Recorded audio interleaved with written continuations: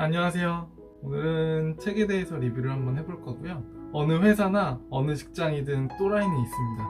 만약에 그걸 찾지 못했다면 내가 또라이일 가능성이 높아요. 만약 그 또라이가 상사라면 오늘 소개해드린 책은 나쁜 상사에 대해 대처하는 방법과 상사로서 부하 직원을 어떻게 바라봐야 하는지 알려주는 책입니다. 나쁜 상사는 어디에든 있습니다. 나쁜 상사를 세 가지로 나누면 성격에 문제가 있어 싫은 상사들, 신경질적이고 다른 사람을 무시하고 자기 중심적인 상사들, 그리고 무능한 상사가 있어요. 우리가 흔히 머리가 나쁘다고 하는데 연차만 쌓여 자기 능력보다 과분한 직책을 맡은 사람들이에요. 마지막으로 세 번째는 태도에 문제가 있는 불량 상사들이에요. 문제를 알면서도 고치지 않는 상사들. 회사에 필요한 일은 하지 않고 불필요한 일을 벌리고 다른 사람의 의견은 들을 생각도 않고 위만 쫓는, 권력만 바라보는 그런 상사들이에요. 유형별로 나쁜 상사들을 살펴보면요, 지시를 자꾸 반복하는 상사가 있어요. 상사가 지시를 자꾸 반복하는 원인은 머릿속이 복잡하거나 우선순위를 정하지 못했거나 깜빡해서예요. 이럴 땐 매번 면전에서 필기를 하고 다른 지시가 떨어지면 노트를 보면서 지난번엔 이렇게 지시하셨는데 지금 말씀하신 사항부터 처리할까요? 이때 핵심은 저는 이 일을 먼저 처리하는 편이 낫다고 생각합니다. 이유는 이러이러합니다. 라고 자기 의견을 제시하는 것이에요. 상사는 좋은 상사가 되려면 자기가 지시한 사항은 잊지 말아야 해요. 깜빡하고 잊어버릴 것 같다면 노트에 적어두는 방법도 있어요. 일관성을 유지하는 것은 부하 직원 관리의 기본입니다. 발끈하는 상사도 있는데요. 유독 부하 직원에게만 발끈하고 기분 파인데다가 감정 기복도 심해서 종종 왜 그런 일로 소리를 지르세요? 라고 묻고 싶은 유형이 있죠. 발끈하는 상사의 머릿속에는 후배는 상사를 우러러보고 공손해야 된다 라는 시대에 뒤떨어진 사상이 박혀 있어요. 이런 상사들 중에는 젊었을 때 상사에게 육두문자를 들으며 일한 사람이 많아요. 폭언을 들어도 네 알겠습니다 하고 머리를 조아려야 했죠. 지금은 갑질이지만 당시에는 버젓이 통용되었어요.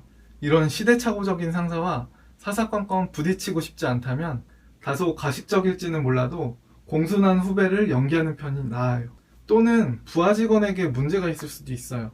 아무리 말해도 이해를 못한다거나 똑같은 실수를 반복하거나 자잘한 일은 스스로 알아보지도 않고 즉시 물어보거나 때론 침착하게 자신의 부족한 점은 무엇인지 물어보는 건 어떨까요? 시끄럽게 야단을 막든 조용하게 지도를 받든 부하 직원은 스스로 성장해 조직에 공헌하고 자립하는 게 최우선이에요. 상사의 입장에선 몇 번을 말해도 못 알아듣는 부하 직원에게 화가 치미는 마음은 이해해요. 이 녀석을 키워낼 마음은 굴뚝 같은데 도무지 말을 못 알아듣는 상황이라면 속에서 천불이 나죠. 다만 시대가 바뀌었어요. 그들은 가르치는 것도 일, 배우는 것도 일이라고 생각해요. 이러한 현실을 무시한다면 툭하면 흥분하는 성가신 인간이라는 꼬리표만 남아요. 차라리 어떻게 부하 직원을 가르치고 의욕을 북돋을지 적극적으로 방안을 강구해보세요. 최종 목표는 부하 직원의 성장과 부서 전체의 성과 증진이니까요. 사소한 일에 집착하는 상사도 있어요. 완벽주의자에서 매사에 100점 아니면 불안해하는 사람들이 있어요. 나무를 보느라 숲을 보지 못하는 그런 유형이죠. 자기만의 원칙도 중요하지만 무슨 일이든 속도와 완성도에 균형이 맞아야 해요. 자신이 추구하는 부서의 편의만을 고집하는 데는 문제가 있어요. 더 중요한 안건, 더 집중해야 할 부분이 무엇인지 상사가 알 수 있게 해야 해요. 결과물을 완성해서 가져가는 편이 모양새는 좋지만 이 부류의 상사들은 허점을 잡아내고 싶어 하거든요. 시간이 걸리는 업무라면 도중에 상사에게 보여주고 합의를 본 다음 끝맺도록 하세요.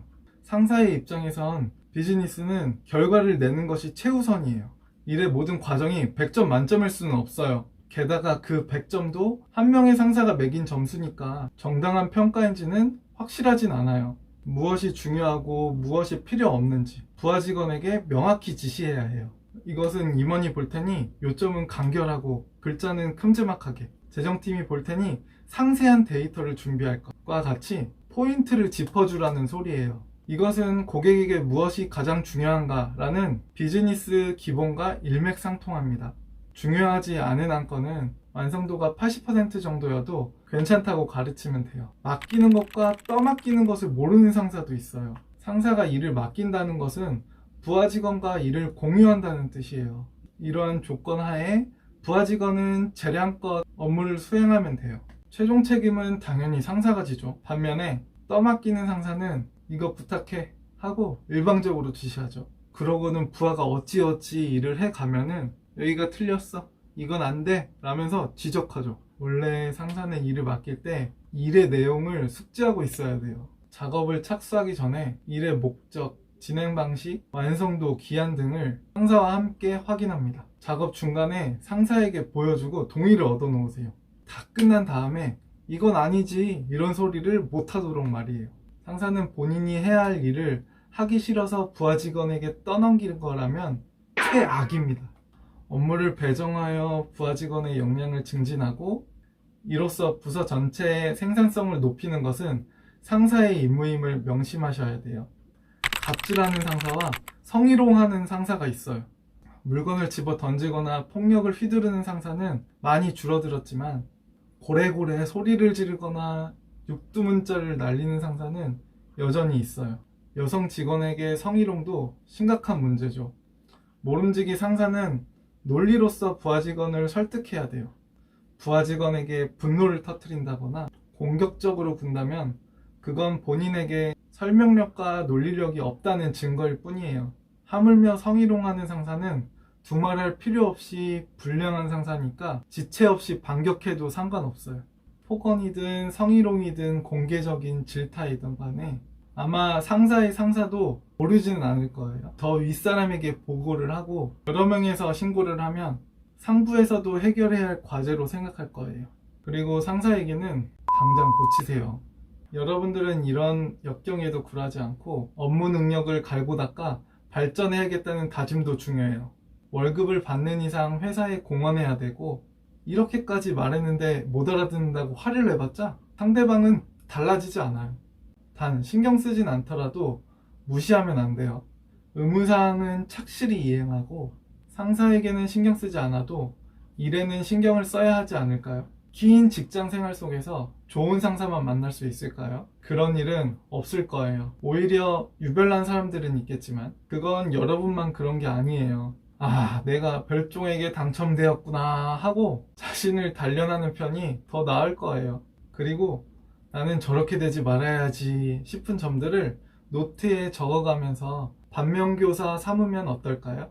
칭찬은 고래를 춤추게 할 수 있지만 나쁜 상사도 춤추게 할 수 있어요. 슬기로운 상사는 부하 직원이 잘했을 때 잘했어, 고마워 하면서 칭찬으로 의욕을 북돋아줍니다. 부하 직원은 어떻게 해야 할까요? 좋은 결과가 나왔을 때 솔직하게 인사를 건네는 정도면 충분합니다. 아, 역시 대단하십니다. 진짜 잘 됐어요. 이것은 아첨이 아니라 팀의 사기를 북돋우는 행동이에요.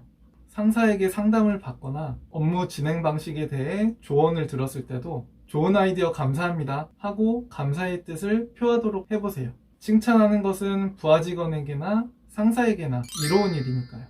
나쁜 상사의 공격에서 궁극적으로 벗어나는 길은 신뢰를 얻는 데 있어요. 못 믿어올 때는 상사가 이것저것 참견하지만 신뢰가 생기면 잔소리를 하거나 자유를 제한하는 행동도 점점 줄어들거든요. 신뢰를 얻으려면 이타적인 마음과 시간이 필요해요. 자기만 아는 사람을 도와줄 리는 아무도 없을 거예요. 시간 지키기, 약속 지키기, 남이 보지 않아도 해야 할 일 하기. 당연한 일을 당연한 듯 하셔야 돼요. 티끌 모아 태산처럼 작은 조각을 모으다 보면 이윽고 큰 결실을 맺을 겁니다. 아무리 노력해도 달라지지 않는 상사와 싸우고 싶은 분들, 싸울 때는 싸워야 돼요. 하지만 섣불리 싸웠다간 산산이 깨지고 맙니다. 싸우기로 마음을 먹었다면 승리를 노려야 돼요. 그리고 상사와 싸우는 것은 회사의 상황을 개선하기 위함이지 자기 울분을 해소할 목적으로 싸워선 안 돼요. 회사를 위해서라는 명분이 없으면 싸움 자체가 불가능해요. 진심으로 상사와 맞설 작정이라면 회사를 위한 것인지 아닌지 냉철하게 판단하셔야 돼요. 그리고 가급적이면 여럿이서 실행에 옮기는 편이 나아요. 같은 의견을 가진 사람이 많으면 많을수록 나에게 위험도 줄어들고 어떤 식으로 싸워야 효과적일지 요점을 간결하게 설명할 자신감이 생기거든요. 동료랑 이야기하는 도중에 정당한 명분이 있는 것인지 확인할 수도 있고요.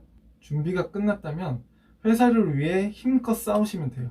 논쟁은 기본적으로 냉정해야 되지만 냉정하지 못하더라도 회사를 위해 싸우고 있는 것이라면 약간의 탈선이나 실패는 개의치 않아도 돼요. 무언가 빠뜨리지 않도록 중요한 내용은 조목조목 메모하며 말하려는 바를 분명히 전달해야 하고요. 그리고 상사와의 싸움은 증인이 본인 앞에서 해야 돼요. 단 둘이 싸우는 상황은 무슨 일이 있어도 절대 피하셔야 돼요. 자, 생각해 보세요. 내 상사는 자기 윗사람과 이야기할 시간이 많아요. 반면에 평사원은 그렇지가 않아요. 마음만 먹으면 상사는 자기 윗사람에게 이러니 저러니 이야기할 수가 있어요.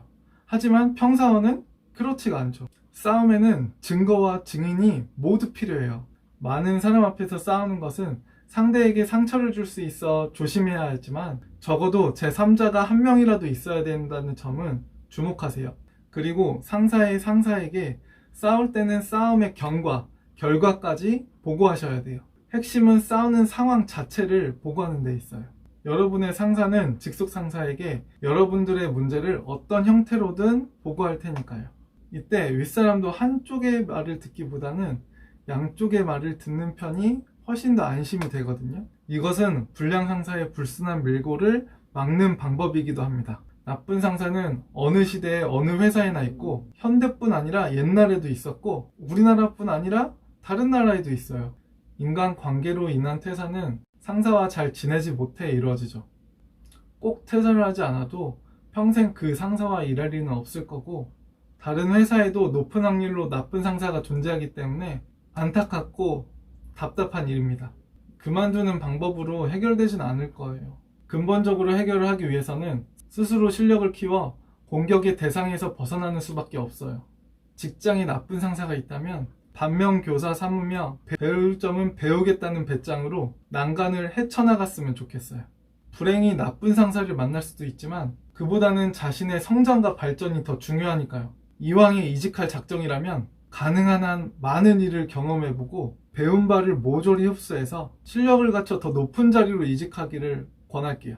실력을 갖춰 스스로 성장하기 위해서는 일단 일하면서 배우는 방법이 있어요. 업무에 필요한 능력인 설명력, 이해력, 기획력 같은 능력은 회사에서 효율적으로 배울 수 있어요. 실제 업무를 하며 배우면 웬만한 서적에서 배운 것보다 월등히 신철적이고 회사에 도움이 되죠. 일하는 동안 효율적으로 업무 능력을 길러보세요. 그리고 사람에게도 많은 것을 배울 수 있어요. 직장인의 경우 직장의 선배를 멘토로 삼으면 좋아요. 물론 좋은 점만 배우겠다는 마음가짐이면 충분해요.